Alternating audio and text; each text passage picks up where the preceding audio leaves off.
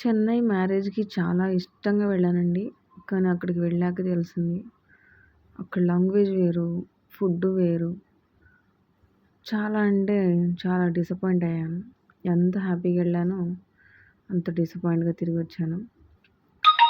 అక్కడ టిఫిన్ చూడండి రూ. 250 అంట.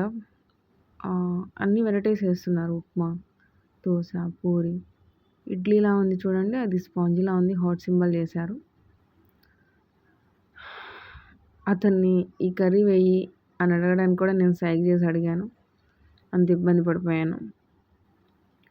అది ఏంటో పోసి వెళ్ళాడు అని చెప్పి చూస్తే సాంబార్. అది నాకు నచ్చలేదు. పక్కన కుర్మా ఉంటే నంచుకొని తిన్నాను.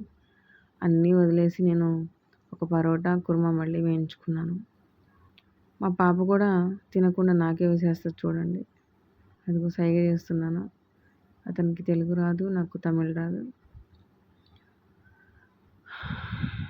ఏంటోనండి.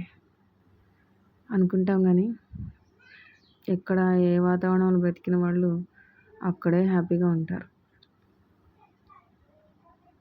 ఏదో సాధిద్దామని దూర ప్రదేశాలు వెళ్ళిన వాళ్ళు కష్టంగానే బ్రతుకుతారండి పరిస్థితుల వల్ల.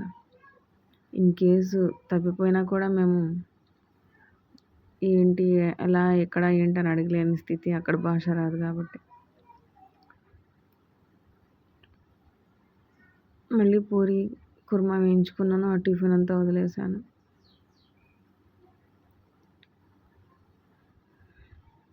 అదిగో పూరి మళ్ళీ వేయించుకున్నాను.